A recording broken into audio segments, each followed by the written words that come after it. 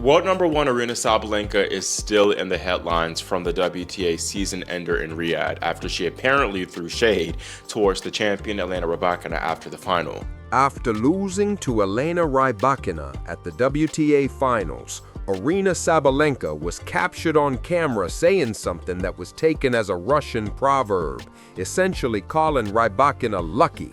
The internet went crazy. People began bringing up all of her prior contentious incidents, and now everyone is arguing over whether she is a bad athlete or is simply receiving unfair criticism. Have you ever seen someone criticize an athlete for showing emotion following a defeat? Please let me know in the comments if male athletes engage in the same behavior and no one seems to care.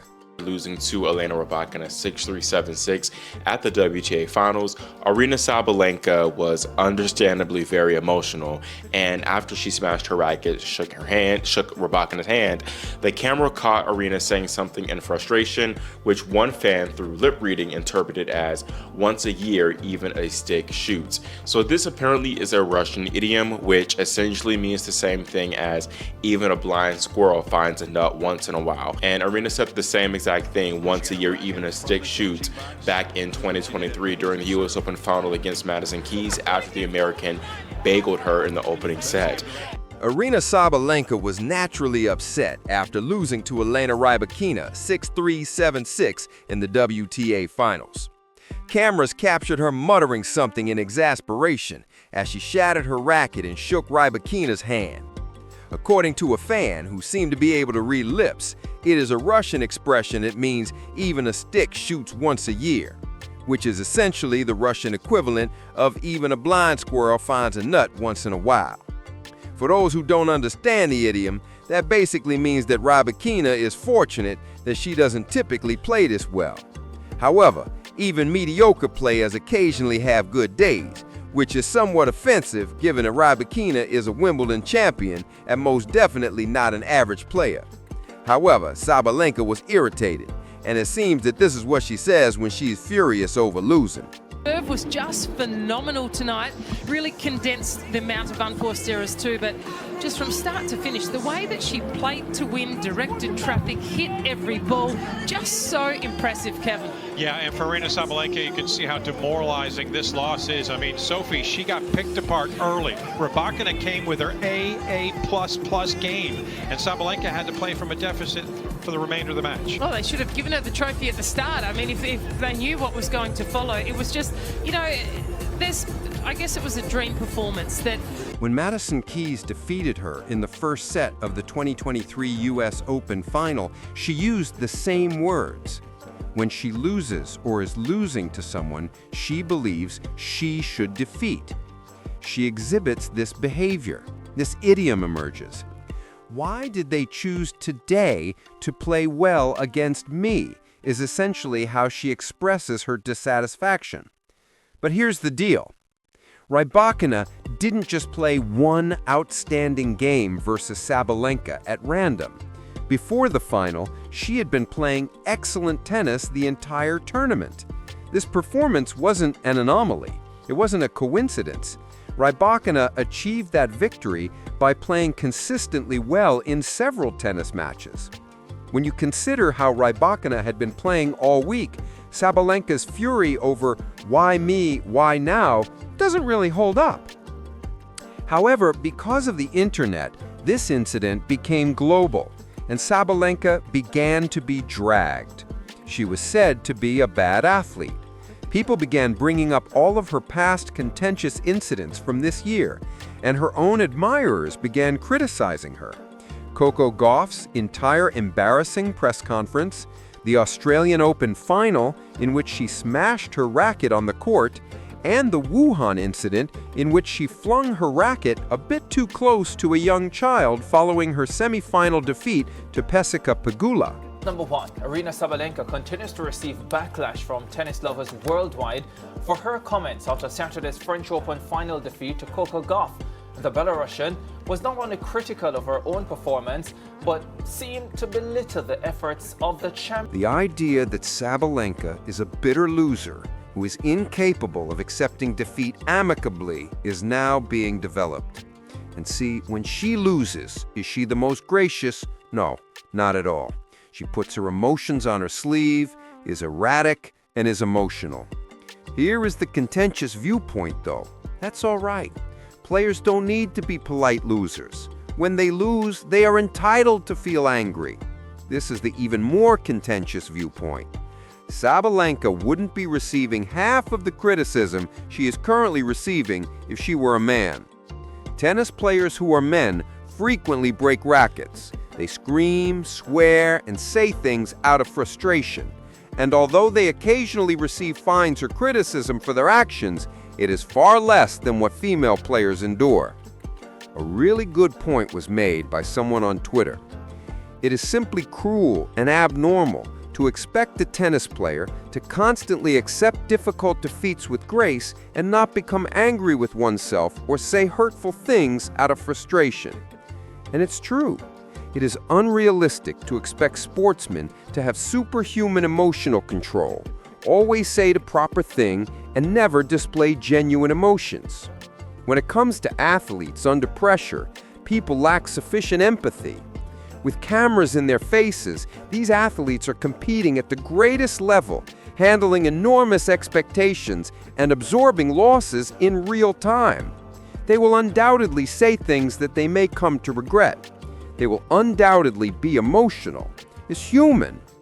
It's also important to note that Sabalenka kept this a secret. She didn't say these things at a news conference. She didn't share anything on social media. Someone lip-read what she said when the camera caught her in a private moment of annoyance.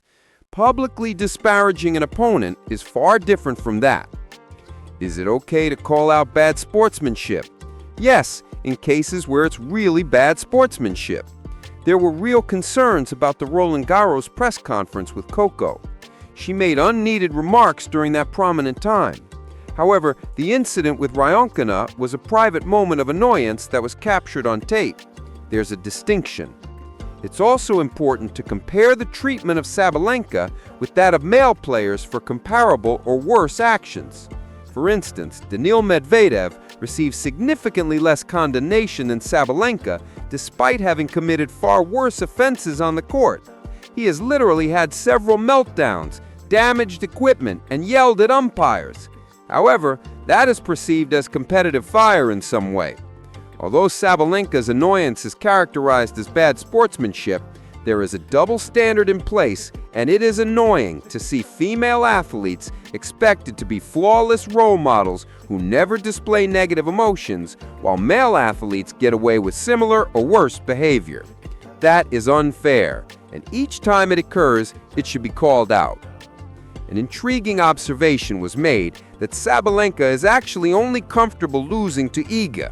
She doesn't seem to be happy about it, but considering how good Iga is, she seems to accept losses to Iga as rather inevitable. However, Sabalenka expects to win every game against other players, and she expresses her frustration when she doesn't. That most likely has some truth to it. Sabalenka now considers herself to be among the world's greatest players, and she is. She feels like a failure when she loses to anyone but the few players she views as equals. The emotional responses we witness are most likely influenced by that mentality.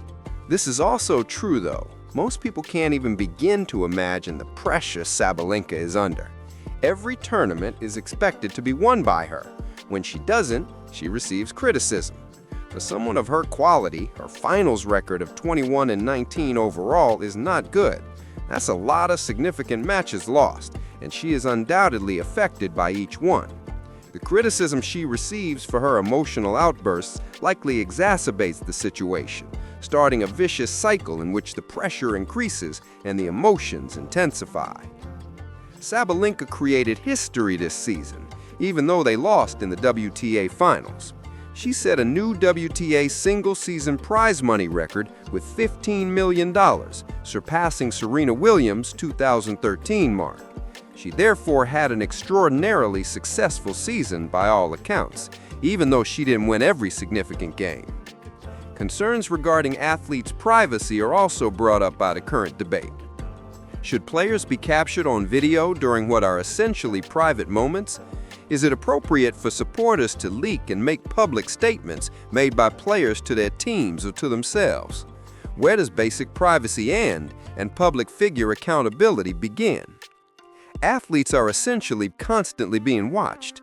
Every action they take, every expression they make, and every word they utter may be recorded, examined, and transformed into content. That's a tremendous amount of strain, and it most likely plays a role in the emotional outbursts we witness. Even a little moment of personal annoyance among players could turn into a viral incident. The analogy to Coco Gauff rolling agenda dilemma is intriguing because it was a real problem. During a news conference, Sabalenka made unwarranted remarks that put Coco in a difficult situation and warranted censure because it was a public statement that went too far. However, the situation in Rybakina is very different. One was a private moment captured on video, while the other was a public critique. The fact that people are confused in these two circumstances demonstrates how narratives can get out of hand. Sabalenka offers one genuinely dubious remark, and now that perspective is applied to everything she does. Even while the specific occurrences don't truly support the conclusion that she is a problem, each emotional response adds to the increasing body of evidence. It's also important to remember that a person's emotional responses to a loss frequently reveal how much something means to them. Sabalenka has a strong will to win. When she loses important matches, she is distraught. That's not a weakness in character, that's passion. When things don't go her way, she reacts emotionally because of the same passion that made her one of the world's greatest players. Would we rather support athletes who don't give a damn, who lose and act as though it doesn't matter? Not, of course. We are looking for athletes who are dedicated, compassionate, and give their all. But when that investment manifests as emotional responses, then we condemn them. For the athletes, there is no win-win scenario. Examining the idiom itself is also worthwhile. Even a stick shot once a year is certainly disrespectful of the opponent's performance, but it's also a technique to deal with an unexpected defeat. Sabalenka likely believes she should prevail in that match. Her mind instantly turned to reasons after she lost. It must have been an exceptionally pleasant day for Rybakina. This is not a common occurrence. It cannot be sustained.